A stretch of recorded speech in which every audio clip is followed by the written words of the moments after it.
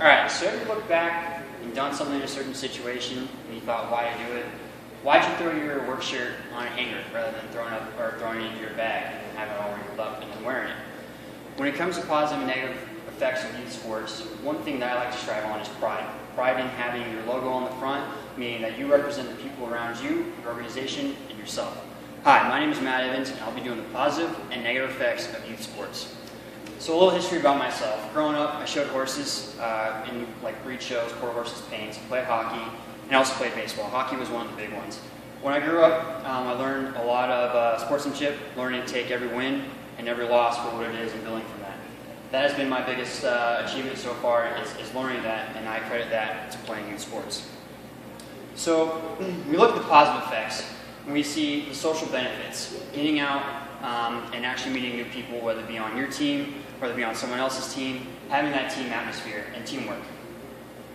So we look at statistics. 75% of American households have at least one athlete in this sport, whether it be bowling, water polo, football, hockey, baseball, you name it. 75%. Now of that 75%, 21% will go ahead and go on and have an opportunity in college and higher education.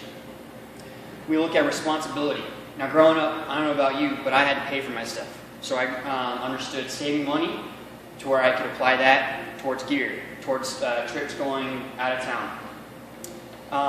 Another thing is we see competitiveness. Like I said, you want to be better. You want to be better than your teammate. You want to be better than the team that you're playing against. So we see that in an education standpoint of wanting to be better. We study harder to do better on tests. We want to be number one in our class. We want to be valedictorian. We want to have honors. We also look at physical exercise. 60 minutes a day is all it takes. An average practice in the U.S. for high school sports, all the way down to middle school, is 60 minutes. Why 60 minutes? Get active. 60 minutes can lower your chance of heart attack, which lowers your heart disease, which then lowers your chance of blood pressure, which they coexist with each other. Osteoporosis is a big one. If you're active, your chance of developing a long chronic disease long after is slim to none. Now we look at following rules. When you grow up, you get penalties. When you grow up in life, you have consequences. No matter what it is, there's every reaction to every action. Now what that means is if I go out and trip someone, I'm going to get a penalty. If I go out and speed, I'm going to get a ticket. So as a youth, we start implying these things into you can't do this because you're going to get in trouble. And from there, we can take that into an academic standpoint in school and know, if I do this in school, I'm going to get in trouble for it. So then, granted, everything isn't positive with youth sports and sports in general. We also have negativities.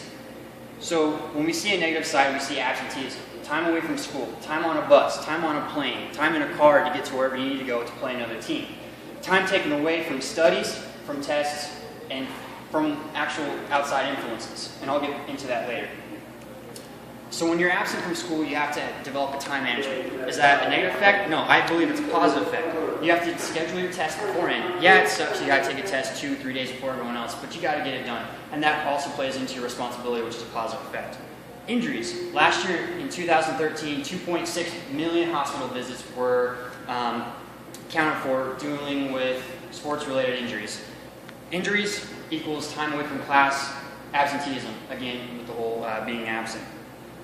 But with the injuries, we see more bigger and better protocols when it comes to concussions. I can get run over by a 280-pound kid. Next time I get hit by a 120, 180-pound kid, I can develop a second concussion and thereafter. Attrition rates is big in a negative effect. Now what attrition rate is, you have your X and your Y, and everything in between is your attrition rate. So when we look at 15 to 18-year-olds, your common high school athlete, we see attrition rates because of outside influences, dropping out, quitting.